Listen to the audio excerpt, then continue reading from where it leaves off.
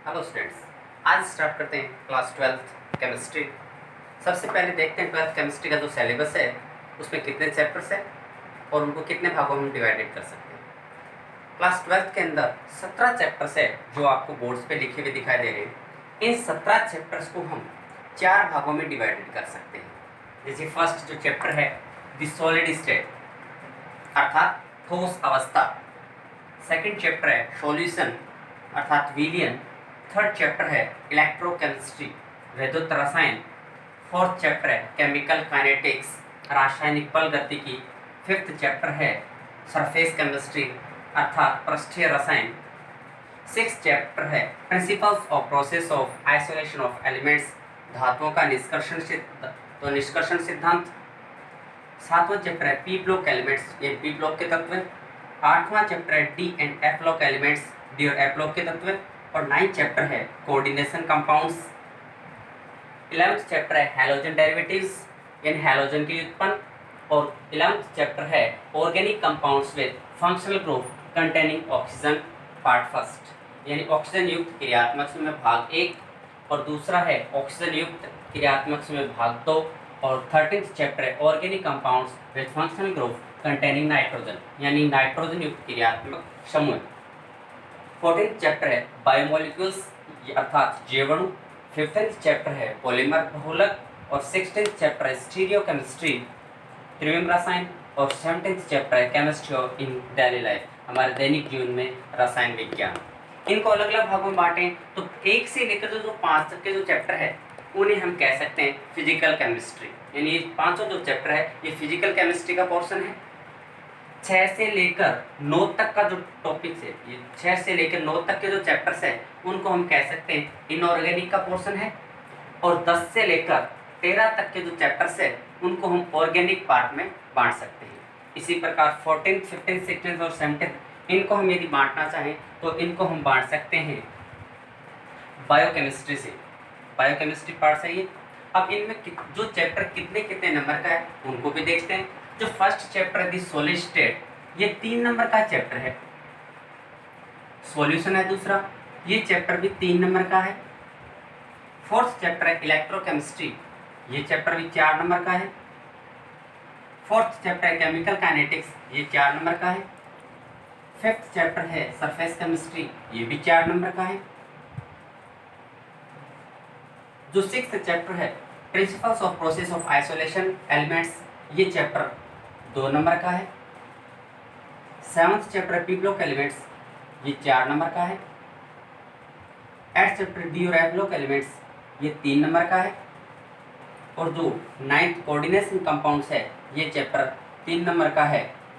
10वां chapter है halogen derivatives, ये 4 number का है।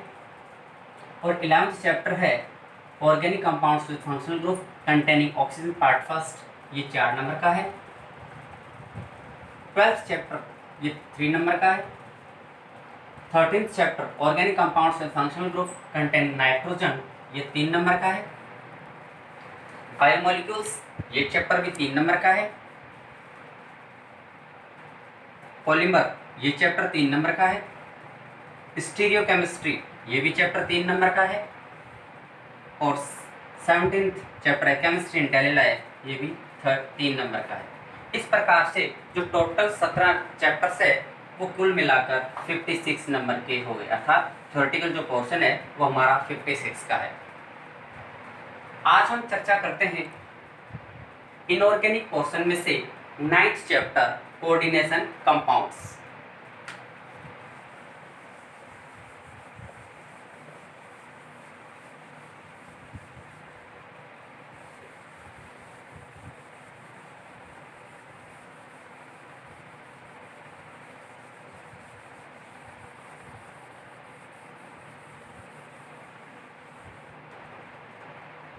नाइन्थ चैप्टर है इनऑर्गेनिक का कोऑर्डिनेशन कंपाउंड।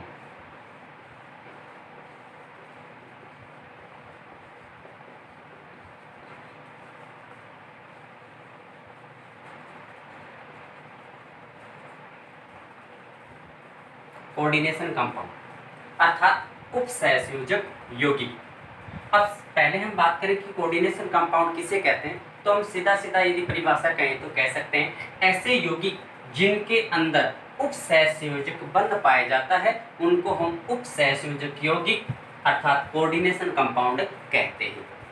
अब कोऑर्डिनेशन कंपाउंड को समझने से पहले अपना इसको पहले बेसिक नॉलेज होना चाहिए। जैसे हम कह सकते हैं बॉन्ड्स है, इन बॉन्ड्स को समझेंगे तब अपने को जाके कोऑर्डिनेशन कंपाउंड समझ में आएगा। तो सबसे पहले कह सकते हैं बॉन्ड है उसको 3 भागों में डिवाइडेड कर सकते हैं। हम जानते हैं एक तो होता है आयनिक,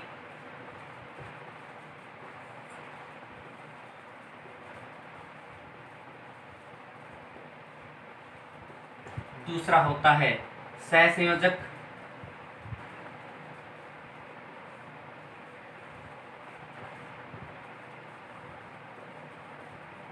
और तीसरा होता है उपसहसंयोजक।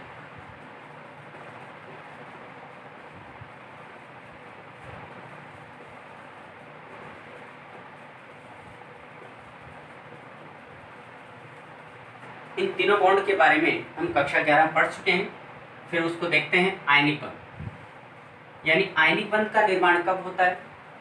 जब परमाणु क्या करते हैं आपस में इलेक्ट्रॉन का आदान और प्रदान करते हैं, अर्थात इलेक्ट्रॉन को एक देता है और दूसरा इलेक्ट्रॉन को क्या करता है, ग्रहण करता है। इसका सीधा सरल एग्जांपल है NaCl। NaCl है, इसमें जो Na है, जो Na है इसका परमाणु क्रमांक 11 होता है और इसके बाह्यतम जो कोश है उसमें 1 इलेक्ट्रॉन होता है। Na अपना स्थायित्व करने के लिए अपने बाह्यतम कोश में स्थित इलेक्ट्रॉन को डोनेट करेगा, मतलब त्यागेगा।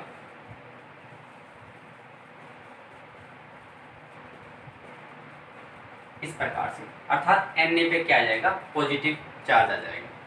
इसी प्रकार जो क्लोरीन है उसका जो परमाणु क्रमांक है वो 17 होता है, अर्थात इसके जो बाह्यतम कोश है उसके अंदर 7 इलेक्ट्रॉन्स होते हैं। ये क्लोरीन अपना 1 इलेक्ट्रॉन यदि ले ले तो इलेक्ट्रॉन अपना स्थायित्व कर सकता है। तो ये क्लोरीन है, ये 1 इलेक्ट्रॉन को क्या कर लेता है, एक्सेप्ट कर लेता है, ग्रहण कर लेता है और Cl माइनस आ जाता है, अर्थात Cl पर क्या चार्ज आ जाता है, नेगेटिव चार्ज आता है। अब एक पॉजिटिव आवेश वाला और एक नेगेटिव आवेश वाला, इन दोनों के बीच में जब बंध का निर्माण होता है, Na पॉजिटिव और Cl नेगेटिव के बीच में जब बंध का निर्माण होता है तो उस बंध को हम कहते हैं आयनिक बंध। अब Na पॉजिटिव और Cl नेगेटिव से क्या बन जाता है, NaCl का निर्माण होता है। इसको हम कहते हैं आयनिक बंध। दूसरा है सहसंयोजक बंध। सहसंयोजक बंध का मतलब क्या होगा, जिसके अंदर क्या होगा, साझा होगा, अर्थात इलेक्ट्रॉन क्या करेंगे, 2 परमाणु होंगे, वो इलेक्ट्रॉनों का आपस में साझा करेंगे, अर्थात पार्टनरशिप करेंगे, अर्थात दोनों इलेक्ट्रॉन अपना ना तो आदान करते हैं ना प्रदान करते हैं, सिर्फ साझा करते हैं। जैसे सीधा सा इजी एग्जांपल है CH4। CH4 है, इस कार्बन के बाह्यतम कोश में 4 इलेक्ट्रॉन्स होते हैं। जो हाइड्रोजन है इसके बाह्यतम कोश में 1 इलेक्ट्रॉन होता है।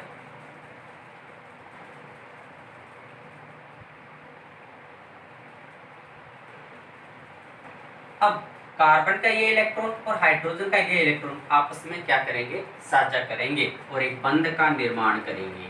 इसी प्रकार ये कार्बन का इलेक्ट्रॉन और ये हाइड्रोजन का इलेक्ट्रॉन आपस में क्या करेंगे, साझा करेंगे। इस प्रकार ये भी और ये भी, अर्थात चारों हाइड्रोजनों ने 4 कार्बन के इलेक्ट्रॉन के साथ क्या कर लिया, साझा कर लिया और एक बंध का निर्माण कर लिया। और इस बंध को ही हम क्या कहेंगे, सहसंयोजक बंध कहेंगे। तीसरा आता है उपसहसंयोजक बंध। उपसहसंयोजक बंध सीधी सीधी कहें तो हम कह सकते हैं जो सहसंयोजक बॉन्ड है उसका थोड़ा विस्तार रूप भी क्या होता है, उपसहसंयोजक बंध है।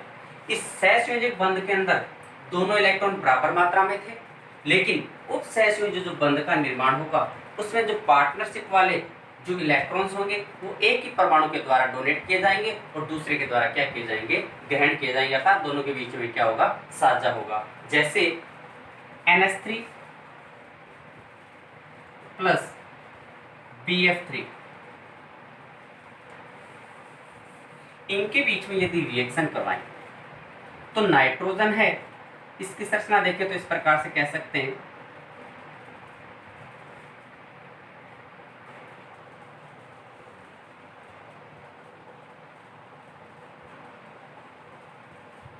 और BF3 की संरचना इस प्रकार से बना सकते हैं। अब जो बोरोन है, इसके बाह्यतम कोष में 3 इलेक्ट्रॉन थे और तीनों ने फ्लोरीन के साथ साझा कर लिया और एक बंध का निर्माण कर लिया। यहाँ पे जो बंध बना उसको हम कहते हैं सहसंयोजी बंध। अब रिएक्शन करानी है अपने को NH3 और BF3 के बीच में, तो बोरोन के पास इलेक्ट्रॉन नहीं है, लेकिन नाइट्रोजन के पास एक एकाकी इलेक्ट्रॉन युग्म है। तो ये नाइट्रोजन क्या करेगा, अपने इलेक्ट्रॉन्स इस बोरोन को देगा और एक बंध का निर्माण करेगा। जैसे NH3 लिखा और इनके बीच में बॉन्ड बना दिया, ये NF-BF3। तो ये जो बंध बना जिसमें दोनों इलेक्ट्रॉन किसके, नाइट्रोजन के हैं, तो नाइट्रोजन यहाँ पे क्या कहलाएगा, दाता परमाणु कहलाएगा और बोरोन क्या कहलाएगा, ग्राही परमाणु कहलाएगा। तो इन दोनों के बीच में जो बंध बना उस बंध को हम कहेंगे उपसहसंयोजक बंध, उपसहसंयोजक बंध कहेंगे। अब जिन कंपाउंड्स के अंदर या जिन यौगिकों के अंदर कोऑर्डिनेशन बॉन्ड पाया जाएगा उन्हीं को हम क्या बोलेंगे, कोऑर्डिनेशन कंपाउंड कहेंगे। यानी कोऑर्डिनेशन बॉन्ड जिसके अंदर पाया जाएगा उसको कोऑर्डिनेशन कंपाउंड कहेंगे। अब विस्तार से पढ़ना है कोऑर्डिनेशन कंपाउंड, जो नेक्स्ट क्लास में पढ़ेंगे। जय हिंद, जय भारत।